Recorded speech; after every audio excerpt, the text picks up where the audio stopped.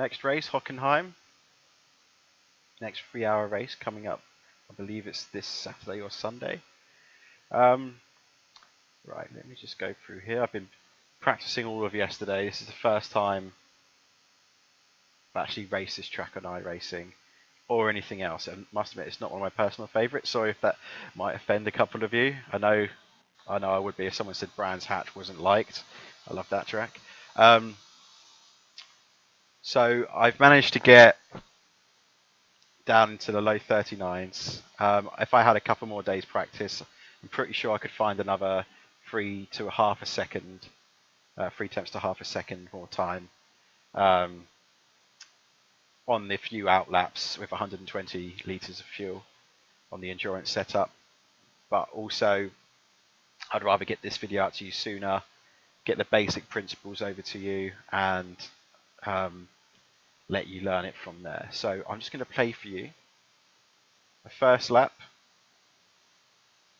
So this is my after a warm-up lap. This is like the first lap out. This track is so sensitive to tyre pressures. So the reason for the endurance setup and keeping it unchanged is to look after the rears. The rears primarily give you so much speed on the acceleration phase coming out of the low speed corners and the first gear hairpin, and you can lose quite a few tenths if you are wearing out your tyres too quickly over the course of a full run. So just bear that in mind, be gentle with the throttle, and the first few laps on a high fuel with new tyres are probably going to be your fastest. I find that the lower tyre pressures are better suited to this track than the higher ones, apart from the very first corner, which prefers to have higher tyre pressures on the front left. So just bear that in mind. Okay, so if I just pay you this lap, let's get rid of this. Okay, first lap.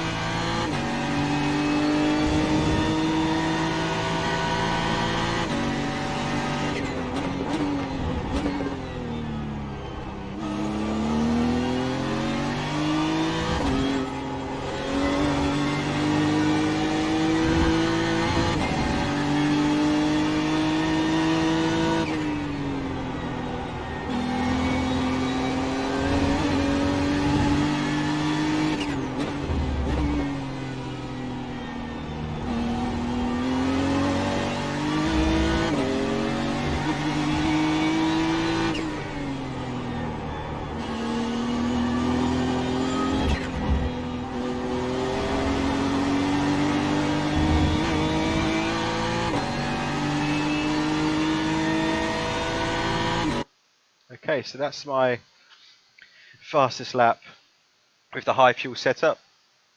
And now if we just go back to the beginning of that lap, let's make sure that's correct. And we'll go through. There are a few points I did make mistakes, and I want to go through those as well, but I'll be quick about it. Okay, so on the start line,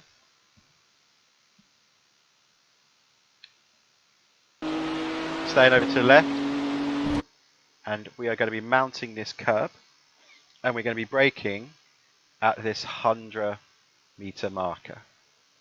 And we're going to be braking quite gently. We don't want to unsettle the car at all. We don't want to overload the fronts. That's why we're braking quite early and quite smoothly. So if we just track forward a few, not using too much brake, and I'm coming off the brake around the 50 mark, trailing off it now, just to keep the front unstable, keeping the grip on the front, getting it to rotate, so you can start seeing the rotation of the car where the front's got the correct grip it needs to turn into the corner, and all the weight is transferring to the left, allowing the front right and front left, the rear left, right. Oh, it's been a long night. This side to easily glide over this sausage curb here. I'm not even sure if we actually hit it on this lap, but let's just bring it forward anyway. So good rotation of the car, trying to get the straightest exit possible, trying to get all the turning done in this phase, because the tyres are going to be overwhelmed and you'll get an off track as you come out to here. So if we keep running forward, I'm on full power now, lifting the fronts, transferring the weight back to the rear, and I think this, I push it right to the edge just before you can get an off track. So yeah, you can use this quite a lot, but you must bring it back in relatively early. Don't go out too far. I'm not sure exactly, but I believe this line here, any further than that is an off track. You must bring it back. Let's just play it down to the next section. Okay, so we're looking to brake just about halfway between the 150 and the 100, depending on how you brake and how you apply your pressure and what braking systems you have. You might find it easier to brake earlier, or might prefer to brake a bit later. I always recommend braking a little bit earlier during these endurance races. Takes a bit load off the tyres, saves some tyre wear. It's not about optimum lap time every lap. It's about making sure you get that nice average across all your laps. So, okay, we're shifting down the gears. Heavy braking. We want to be using this curb on the left. Rear wheels are on there, just a little bit. You can get right on that curb if you want to. Okay, and we're bleeding off the brake. And again, as I'm slowly coming off the brake, you can see that little bit rotation on the car now, where the front weight of the car is now on this left front. Okay, and that allows the rear to lift again, allowing you to get that nice angle. And we're aiming not to hit this curb, because we want the traction out of it, so we don't want to bounce. We just want to follow this nice line that's already actually here with these tyre marks. That's the line we're going for. So as we're going round, I'm just nicking the curb. I'm a bit too close on this one, but I've still got all, because I'm already on the power, it doesn't really matter too much because all the grip and the weight is on this side of the car.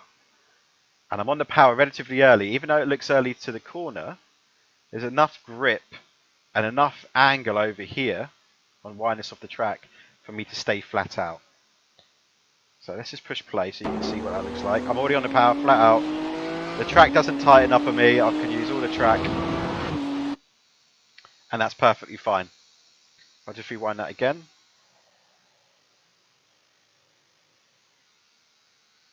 So you can see it in full time. On the power, quite early on. Straighten up the steering as much as possible.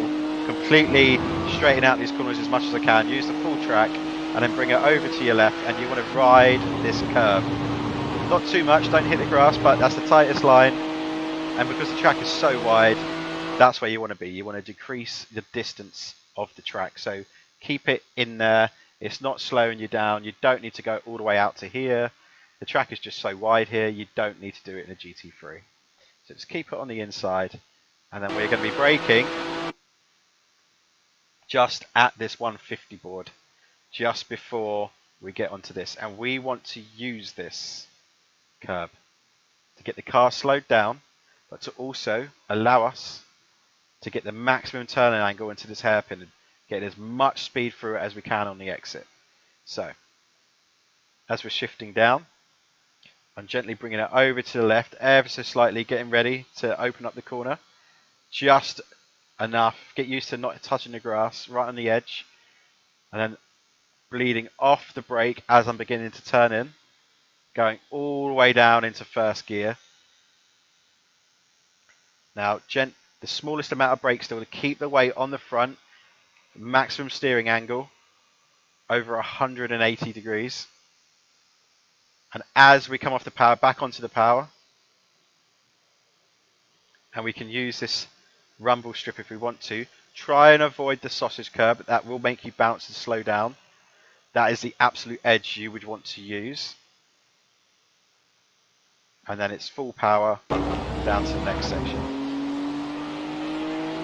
Actually, I just want to go back and just show you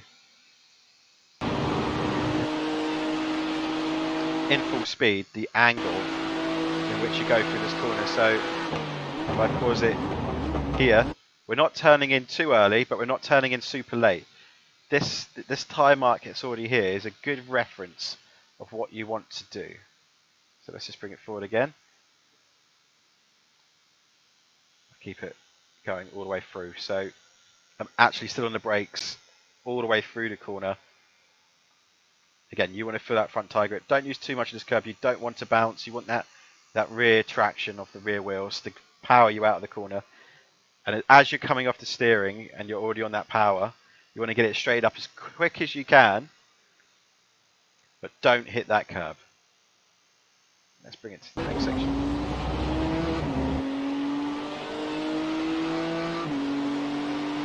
Okay, using all this curb on the left to maximise the entry, just so we don't scrub off any speed we don't need to. And also widening up the angle of this corner allows us to use those tyres a little bit less. And that's the trick of endurance racing. Using the full track so you use the tyres as little as possible with as little steering angle as possible. Less energy that goes into the tyres, the longer they're going to last. And that is going to be crucial with this track. So this can be flat out, no issue. Don't bounce on the curb. And then what we're going to be doing, we're going to be braking around this mark here. Nice and gently, about 50% braking going into this section. And as we're turning in, we're bleeding off the brake and we're going down into second gear for this corner. Let's just bring that down. So we're braking, bleeding off the brake gently as we're going down the gears. We want to use this curb here because it allows you to get extra grip on this rear tyre, allowing you to get a nice lean into the corner. And you'll start to see the car to rotate. There's the rotation, nice and gently, not too much. We don't want to overload the front right and the rear right because we don't want to go out too wide. We want to keep it relatively tight. Again, the track dips in here, then dips away over here. So we want to be here. So we're not going out too wide, but we're getting on that power very quickly using the continuation rotation of the car, and we're trying to bring it over in line with this curb here. So we don't want to go out here. We lose so much time, so much. To bringing it over to the left. And what we're looking to do, as soon as we get onto the curb here, we should be just shifting up into third gear. And then we're gently going to bleed off the power on the direction change. We don't want to overload the front. Don't bounce over this curb, just nicely touch the curb. Otherwise you'll bounce and then you'll go wide, or you'll scrub loads of speed off. We want to get as much speed through this section as possible. A lot of time can be lost here. Okay, and as we come up to the curb, this lap looks like I'm going to go over, but I'm just maximizing the slide of this car right now. And I just get it bang on perfect where I'm just on the sausage curb for the grip, but I don't run over it. That's the optimum line there, but it's very risky. I don't suggest you do that every lap. I pushed it on that section because I was just trying to practice that. And then we'll bring it over to the next section. Okay. I use the fence as my reference point here. And I have to say, this is probably my weakest corner that I'm still learning at the moment on this track.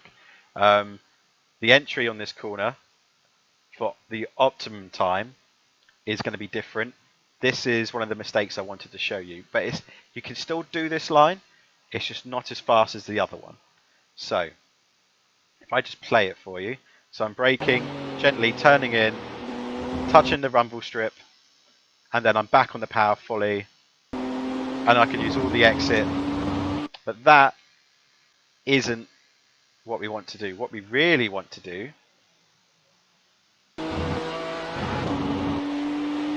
is, again, braking nice and gently, but turning in.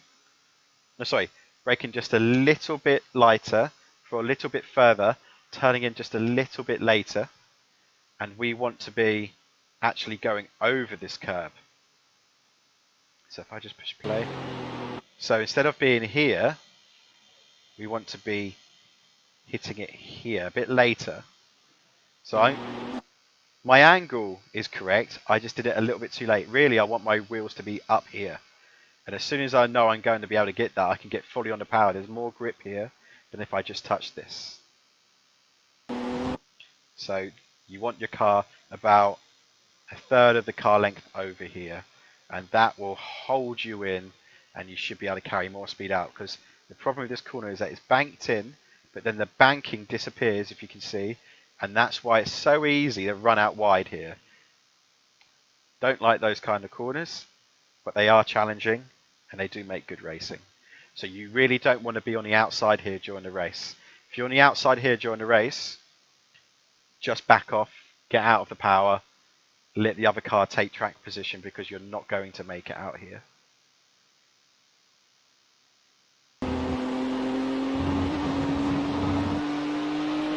Okay, so we're actually wanting to be braking just before the colour change here of the track. And again, this is going down from 4th gear into 2nd gear. So as we're braking, we're shifting down from 4th into 3rd, and as we're turning in, shifting 1 more gear. And it's quite easy to go for a nice tight line here, but I found if I tracked out and used this section here, it gave me enough grip to turning a little bit later, shift down a little bit later, then I can carry all the speed around nicely and exit quicker. Let's just see that. So I'm out nice and wide. And there should be one more blip of the throttle where I shift down into 2nd. And we're bringing it in nice and tight. Just rolling the car. The banking of the corner brings it. And as soon as we're out, you can feel the car catching in. You can see where I get the power there. Let's just bring that back ever so slightly. As soon as I feel that car gripping up, I'm back on the power. Keeping it nice and balanced. That curb's got a lot of grip.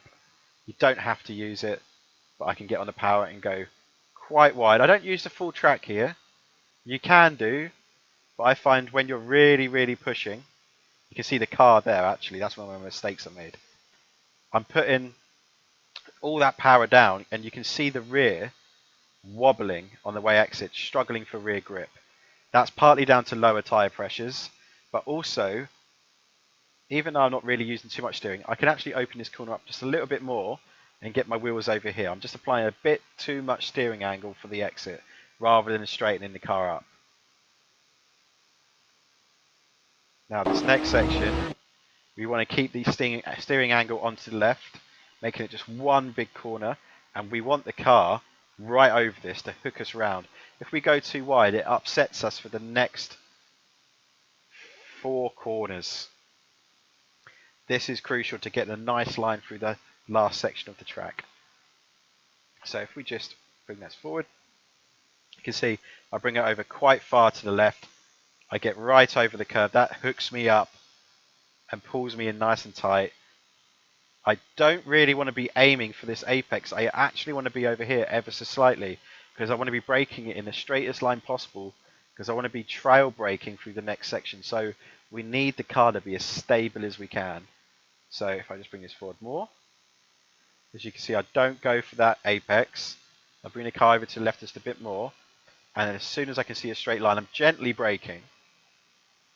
And I'm braking with minimal steering angle now, less than 50%, and just adding the steering angle on as I'm bleeding off the brake. And that allows me to get a nice mid-late apex, so I can get back on the power. Not full power, you don't want to shock the car into understeer, because it's very easy to get an off track here and lose it and go out wide. I think Hockenheimring did it. I think quite a lot of F1 drivers did it on this little drag strip here. There is actually still no grip out here either. You go into this, you're over here. So let's just keep bringing this round. So I'm not sure if I actually maximize the exit here, but there's a rumble strip. Let's bring our mouse back. Rumble strip here.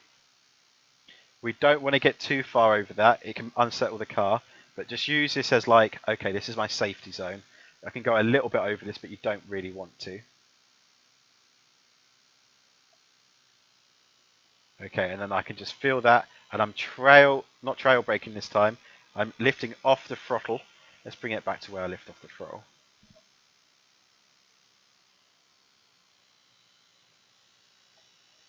Okay, so yeah, so as soon as I'm on the get to that nice straight line, it's a very, very early, slow rotation you want to get on the car in this section. We want to be apexing here. We don't want to be touching. You can use all the inside curb, but you don't want to. It unsettles the car on the exit. You want a nice, clean line through this section. So rather than trail braking, I find when it's on full fuel on this setup, it's better to come off the power nice and gently, shifting that weight back forward, and that gives you enough grip to gently turn into this last section. Let's just show you how we do that. So off the power, nice gentle turn. You can see the car's wanting to rotate. You don't want to bounce it too much on that exit. And then as soon as we know we're going in, we're slowly on the power and back on full power. That grip on that section's right there. That allows the car to rotate just a little bit more. And I can stay on the full power and just be confident. You'll know the feeling when you've done it right, because you won't be afraid about going into the gravel. You won't feel that understeer. Okay, but it's very easy to touch a little bit of that gravel and end up in the wall on the right hand side, and that's what we don't want. Okay, now what I'm going to do now is just show you that lap one more time. I won't talk and split it into little sections.